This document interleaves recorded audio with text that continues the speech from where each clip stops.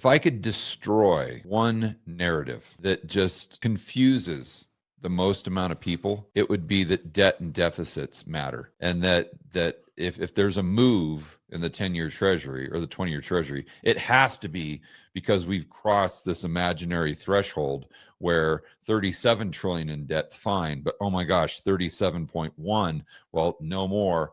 The bond vigilantes are coming in and they're going to sell because that's just too much debt. That narrative, it confuses and I think has lost more people money than any narrative that has ever existed in markets. And it's just repeated over and over and over and over and over again because it makes intuitive sense, right? It makes intuitive sense because they're like, well, there's more supply, and unless demand goes up, then interest rates are going to go up, and they just keep issuing more debt. And so at some point, there's going to be more supply than there is demand. And I get it. That makes sense, right? But that's not the way it works, because the supply, in effect, creates its own demand because you've got the banking system and the Eurodollar system.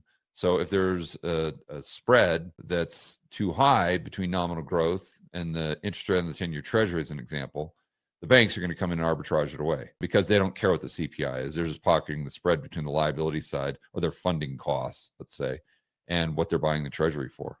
So if they're buying the treasury for 8% and their funding cost is 2 and nominal GDP is at 4, they're going to do that all day long. They don't care about the issuance. They don't care about any of those things that you would care about if you were buying a treasury.